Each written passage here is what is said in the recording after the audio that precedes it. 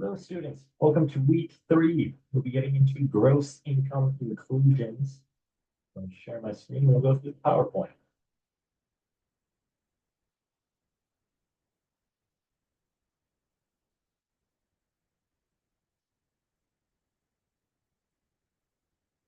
Okay.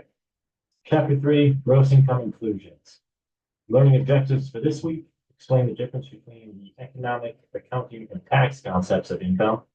Explain the principles used to determine who is taxed on a particular item of income, and determine when a particular item of income is taxable under both the cash and accrual methods of reporting. We'll apply the rules of section 61A to determine whether items such as compensation, dividends, alimony, and pensions are taxable. Describe tax planning considerations for inclusions of gross income, and describe compliance and procedural considerations for gross income. So first, let's start off with the economic concept of income. It's wealth that comes to an individual, changes in the value of an individual's store of wealth. Income is equal to consumption plus the change in wealth, includes unrealized items like increases in values of assets that have not been sold, transformed, or executed upon, and stocks that increase in value, and takes inflation into account, i.e. it revalues items based on inflation. Here we've got a note. Do I feel like I have more money? Is my stuff worth more? The book has a pretty good description of economic concept of income. It also has a pretty good description as to why it would be impractical to be using that for tax purposes. It's subjective.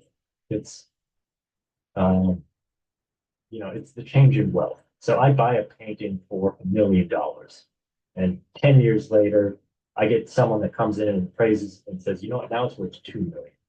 I might get another appraiser that comes in and says, you know what, actually, this piece is worth $10 million now.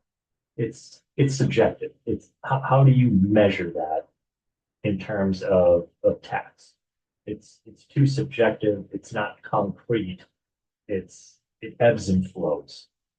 It would be nearly impossible to have the IRS and the individual taxpayer agree that, yep, this is what this is worth. And you're talking about doing that for millions of people. It's impractical. It's why we don't use economic concept of income for tax. It's too subjective. Here we've got the accounting concept of income. Income is usually measured when it is realized. And this is the concept that I'm sure all of you and myself included have been drilled into our head for the past, however long you've been in accounting. Values are measurable when there's a transaction. Sales price and basis can be determined during a complete transaction. You might not have received any cash income on paper. What that means is I've got that $1 million painting, but I need legal services. I need a lawyer for whatever reason. And I say, you know what, you provide me these legal services and I'll give you this painting. I'm in deep, deep trouble with the law. I need a lawyer that's worth roughly $1 million. You can have this painting if you help me get out of this jam. Under the accounting concept of income, that would be a realizable transaction. It is realized is a transaction with the second party, and there's a severance and economic interest in property. I sold my painting. I didn't receive cash, but I received services for it. That's taxable. The tax concept of income, and it's going to be this three-prong. It's the economic benefit, realization of income, and recognition of income. See a note here, I've got more stuff or more money. Tax concept of income is very similar to the accounting concept of income with some differences between the two. That realization event is the same, the recognition of income and economic benefit. There was a transaction that took place. I offered to receive something, second party offered to receive something, transaction's complete, that's a taxable event. So the purposes of the income tax concepts, I hit on a few of these. Administrative convenience, that's a big part of it. must be objective. They try to be fair. I could sit here and tell you that on my salary, is it fair that I probably pay more in taxes than Elon Musk, who he's got all this stock that he leverages to use his loans to get income, but he never sells it. So it's always unrealized gains. He's borrowing based off the value of the stock, which is not a taxable event.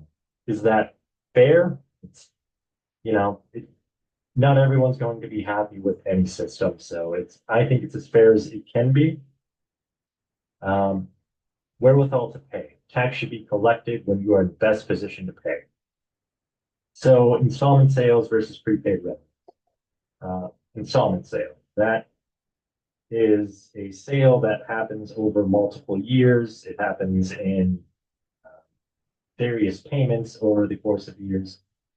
There is a calculation to say, hey, I received this much for this year, therefore my recognized benefit or income is this.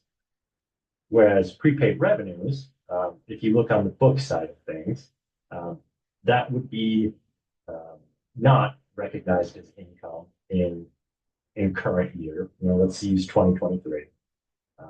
Whereas for tax, they're going to say, you know what, you have this money now, you are in the best position to pay.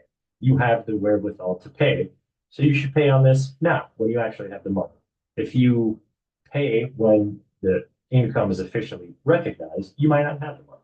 So the wherewithal to pay says, hey, you know what, you received this money, it's prepaid, but you're in the best position to pay the tax on it. Gross income. Section 61, it's from income from whatever source derived.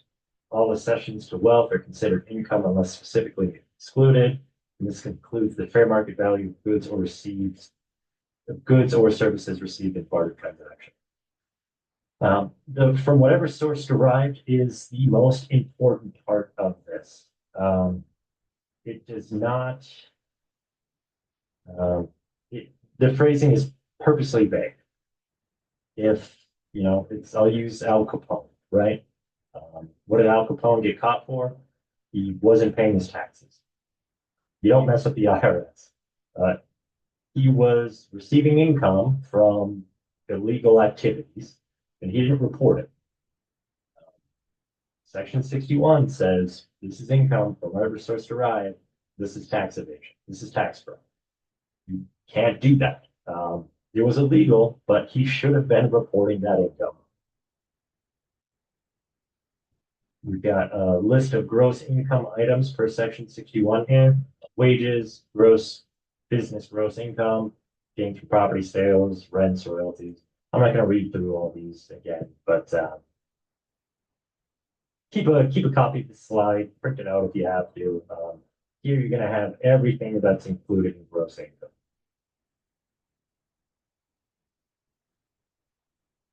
And here we have a copy of the tax return that kind of shows all that income would be.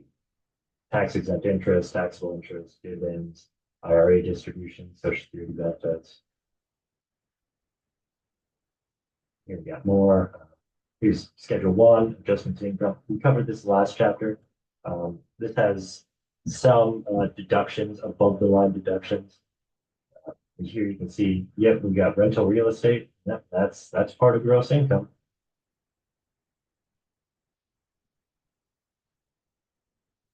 Assignment of income. Individual providing services is required to recognize income, even though he or she may have assigned the right to receive the income to another. Income from property, interest or rent income should be taxable to the owner of the property. What that's saying is if I have a large outstanding debt with the bank, $1 million, and they say, you know what, it's you defaulted on this, we're going to go to your employer and demand that wages, a portion of your wages goes to repaying this debt. That is a benefit to me in that I earned the money, I don't receive it, it immediately goes to my outstanding loan, but that's a benefit to me. I am reducing my debt. I didn't, the money never came to my account, but it's being used in my benefit. That's income to me.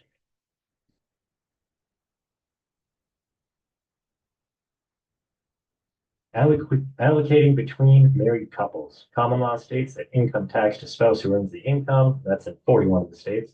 And community property states, property acquired after marriage is split 50-50. Those are 9 states. Earnings of minor children. Income earned by minor child is taxed to the child, not the parents. This applies to wages or investment income earned by child, and the child's investment income may be subject to the kitty tax.